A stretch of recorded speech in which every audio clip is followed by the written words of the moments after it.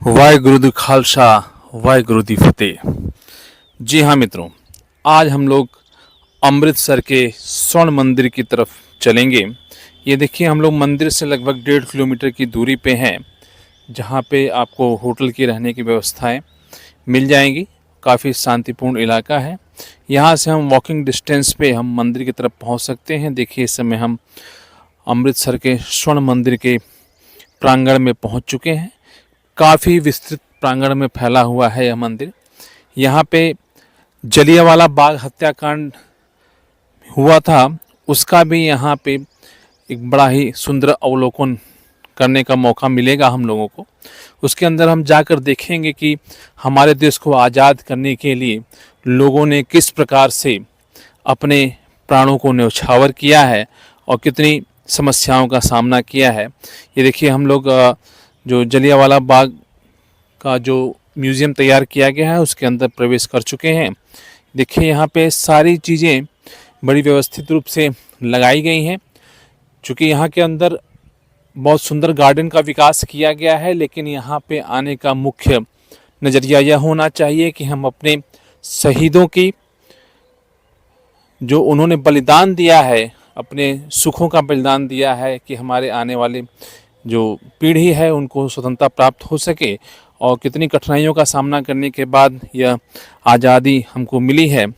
तो यहाँ पे सभी चीज़ों का विस्तृत ब्यौरा दिया गया है। आप यहाँ पहुँचे तो इस चीज़ को ज़रूर देखें।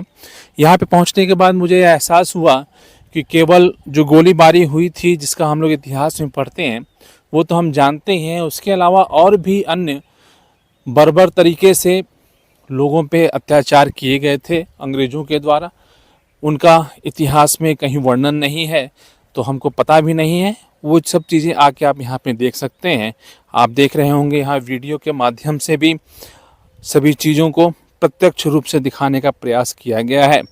बड़ा ही सुंदर, और यहाँ यह चीज़ देखकर हमको ऐसा गौरव महसूस होता है कि हमारे जो क्रांतिकारी नेता थे कितने बहादुर, और उनके अंदर कितना जोश था कि वो उस देश को आज़ाद कराने के लिए अपना सर्वस्व न्यौछावर कर गए।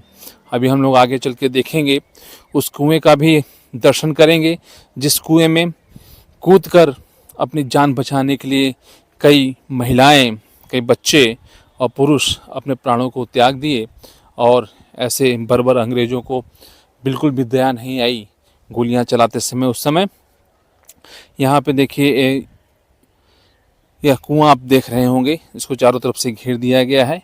इस कुएं में लगभग 120 लोग अपनी जान बचाने के लिए कूद गए, और कूदने के बाद, कूदे तो बहुत सारे लोग थे, 120 लोगों की जो चिताएं थी, लाशें थी, उनको बाहर निकाला गया। इसका मतलब क्या है कि कितने लोग यहाँ पे होंगे। देखिए, यहाँ पे जो गोलियाँ चली हैं उनको के निशान भी दीवारों पर अंकित हैं, जिसे देखने का सौभाग्य हमको मिल रहा है। देखिए, यहाँ पे भी वर्णित है कि 120 लोगों की मृत शरीर को बाहर निकाला गया वहाँ से।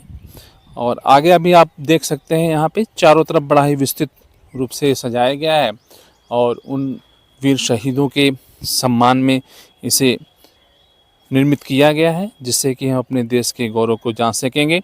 इसके बाद देखिए, मैं बता रहा था कि बहुत सारे ऐसी गुजरांवाला हत्याकांड है। देखिए, यहाँ पे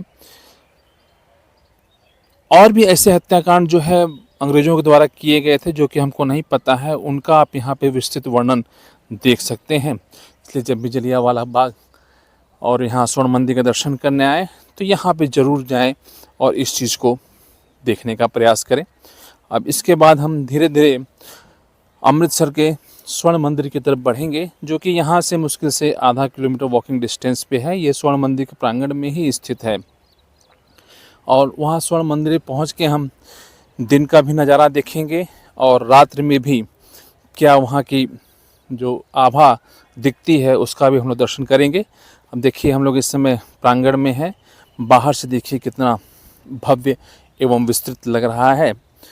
बाबा गुरु नानक देव जी महाराज की जो भी शिक्षाएं हैं शांति अमन फैलाने के लिए, उन सभी शिक्षाओं का यहाँ पूर्णतः रूप से पालन करने का प्रयास किया जाता है। देखिए, हम लोग मंदिर के अंदर प्रवेश कर रहे हैं। ये सामने आपको स्वर्ण मंदिर दिख रहा होगा, जो कि तालाब के बिल्कुल बीचों बीच स्थित है। तालाब का पानी भी काफ़ी स्वच्छ है। यहाँ पे स्नान करने के बाद लोग दर्शन करते हैं गुरु नानक महादेव जी का। यहाँ पे एक चीज़ यह ज़रूरी होता है कि सर पे कुछ न कुछ ढक कर ही हम मंदिर के अंदर प्रवेश करें, जिसका बिल्कुल यहाँ के जो पुजारी हैं या दर्शक हैं और भक्तगण हैं इसका पूरा ध्यान देते हैं। यदि कोई भूलवश उस चीज़ को नहीं करता है तो उसे भी वो कराने का प्रयास करते हैं। देखिए कितनी सुंदर सुंदर मछलियाँ तालाब में हैं। स्पष्ट देखिए तालाब का पानी कितना साफ़ है। इस दृश्य से आप समझ सकते हैं इस चीज़ को। अब देखिए यहाँ पे स्वर्ण मंदिर को मैं थोड़ा सा जूम करके नज़दीक से दिखाना चाहता हूँ।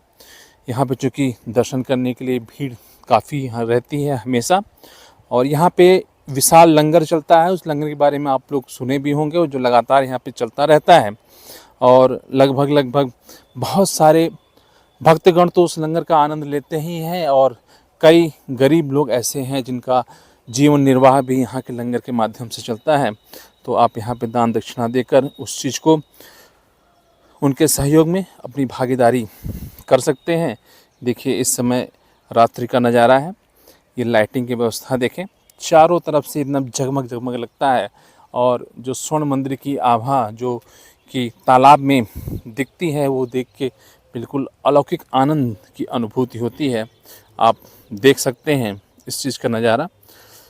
इसका सुखद अनुभव लेना हो तो आपको तो वहाँ पे पहुँचना ही पड़ेगा, और वहाँ पहुँचने के बाद कम से कम 2 दिन का आप वहाँ पे स्टे लेंगे, तब वहाँ के नज़ारे का आनंद ले सकते हैं। हम लोग अभी सुबह के समय दर्शन के लिए भी लाइन लगाएंगे, उसका भी दर्शन आपको हम कराएंगे। देखिए अभी इस समय रात्रि का नज़ारा है। आप देख सकते हैं कितना सुंदर लाइटिंग की गई है। इसका निर्माण इतने विस्तृत रूप से किया गया है कि चारों तरफ देख के सुखद आनंद की अनुभूति होती है, और मन में बिल्कुल शांत अनुभव होता है। देखिए यह सुबह का दर्शन का परिदृश्य है। ये हम लोग मुख्य द्वार से दर्शन करने के लिए अंदर प्रवेश करने के लिए कतार में लगे हुए हैं। आप देख सकते हैं चारों तरफ का आनंद। और भी ऐसे वीडियो के साथ मैं आपके सामने उपस्थित होता रहूँगा।